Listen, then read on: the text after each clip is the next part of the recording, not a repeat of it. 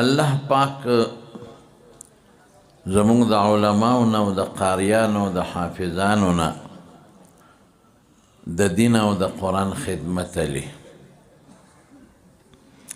د دې برخوردار نم خدای پاک مولانا ظهیر صاحب نه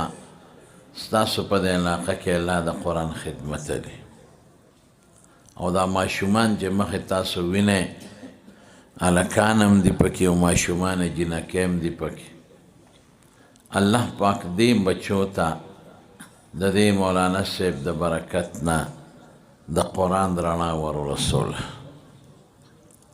او ګڼ شمېر کورنۍ هغه د قرآن شریف په رڼا باندې روښانه شوې زما وروڼو قرآن شریف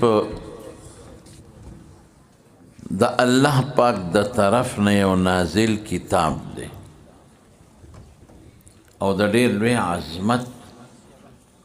او د ډېر لوی برکت کتاب دی الله پاک په خپل قرآن شریف کې فرمایي وَإِنَّهُ لَتَنزِيلُ رَبِّ الْعَالَمِينَ چې هغه ذات چې د ټول مخلوقات رب دی دا قرآن هغه نازل کړی دی إِنَّهُ لَتَنزِيلُ الله یا لتنزیل الرحمن لفظ استعمال نشو رب العالمین استعمال شو او تنزیل لفظ استعمال شو دې کې د قرآن لوی عظمت ته اشارت دی چې قرآن د چا جوړ شوی خبرې نه دي څه ناول یا د واقعات او د قصو کتاب نه دی د مشغوله کتاب نه دی دا د بره نه نازل شوی دی او کم ذات نازل کړی دی کم چې د دې ټول مخلوق رب دی کم ذات چې دا ټول مخلوق پیدا کړی دی او لوی کړی دی او کم ذات چې دا ونه او دا بوټي پیدا کړی دی غرونه پیدا کړی دی او کم ذات چې د انسانان او پیریان او فرشتې پیدا کړی دي هر چا له خپله نشونما ورکوي بیا راوړی چا دی نزل به الروح الامین هغه چا راوړی دی چې هغه روح دی هغه زمونږ د دین او د اسلام او د مذهب او د شریعت روح دی روح د دې ټولو زندگی دا په وحی راوړلی ده او امین دی خیانتګر نه دی چې الله والا کم پیغام ورکړی دی په هغې کې د ویښته برابر کمې زیاتې نه کوي هغه رسول الله مبارک ته راوړي او مقصد یې څه دی چې پیغمبر له راغلی دی لتکون من المنذرین چې ته دا خلک د اخرت د ځانکدن د قبر د عذابونو نه ویری د پیغمبر مبارک لومبی دعوت هم دقه دی چې کله الله ورته حکم وکړه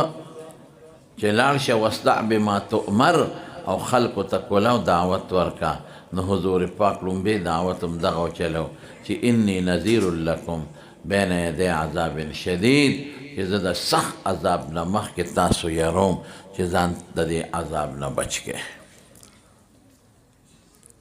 د قرآن ډیر مضامین دي دمارو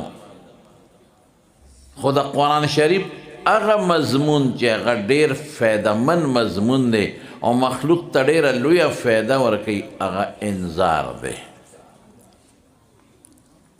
او بیا کم خلکو چې د قرآن سره خپل ربط قایم که د مخ د ځمکه د اسمان لاندې د هغې نه بهترین مخلوق بل نشته زما وروڼو په مکه شریفه کې چې کله حضور پاک دعوت ورکړ دوه قسمه خلک مخې له راغلل یو هغه خلک وو چې هغوی قرآن ومنه هغوی له خدای لوی عزت ورکړه هغه د کشران ولې نو حضرت علی کشر هغه بې کسه بې څوکه ولې نو لکه حضرت بلال حضرت صہیب حضرت سلمان حضرت عبداللہ ابن مسعود حضرت عمار حضرت یاسر اخذ دی ولی نی حضرت سمیہ خدای ولا لوړ مقامات ورکړل او چې چا قرآن ونه منه که لوی خلک ولې نه دی الله ذلیله کړل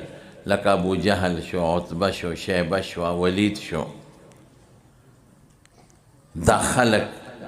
د منډو خاوندانو دا د مارکیټونو هغه ځای کې خاوندانو دا د اوښانو د ډېر لوی مال خاوندانو دا د قوم سردارانو خو د قرآن سره دشمني وکړله نو الله ذلیله کړل یو رکوټې حضرت بلال به درته ووایم د رنګ نم تور دی وطنم پردی دی غریب عجزم دی د جاموم د غریب درک نه لګي جامې م شلیدلی دي د سپلو درک هم نه لګي قوم م دلته نشته قرآن یې ومنه پیغمبر منل څه دي چې دا وحی تعالی راځي ته د خدای رسول یې تا منم نو الله څونه لوړ مقام ورکړ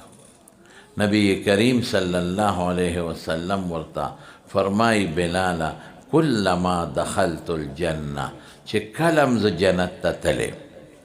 یو ځل یقظتن په ویښه معراج شوی دی او څه په خوبونو کې منامن شوی دی نو کلما دخلت الجنه چې د کلم جنت ته داخل شویم سمعت خشخشتک امامی ستا د پیزار کشار ما د ځان نه مخکې اورېدلی دی خلک وایي که نه وی بلال ګرځي په فرش او د پیزار کشار یې اورېدلی کېږي په جنتونو کې څومره لوی مقام دی او د ځان نه مخکې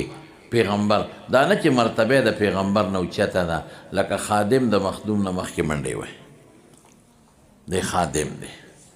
او یو ځل ورته رسول الله مبارک وفرمایل وی بلال ستا محل ما لیدلی دی د جنت ستا کور او ستا ښځه مې م لیدلی ده او هغه څنګه و یو قیمتي محل مې ولید یو د حضرت عمر لیدلی او یو خپل یو ده یو قیمتي محل مې ولیده نو ما وی دا محل د چا دی وی دا مخکې چې بني آدم دی ردنه تپوس وکړه یو زنانه وه حوره او هغه په یو وله باندې ناسته وه په هغې یې مخ اینځه وی دومره ښکلې وه چې هغې به لپه اوچته کړه او په مخ به یې واچوله نو هغه اوبه به ترې لکه د ملغلرو لاندې تویدلې نو حضور پاک ته تپوس وکړو وی ته څوک یې او دا محل د چا دی وی دا محل ستا امتي دی او دا د هغه دی و نوم یې بلال دی بلال ابن رباح او ته څوک یې وی زه هم د هغه په انتظار وخړوم راړو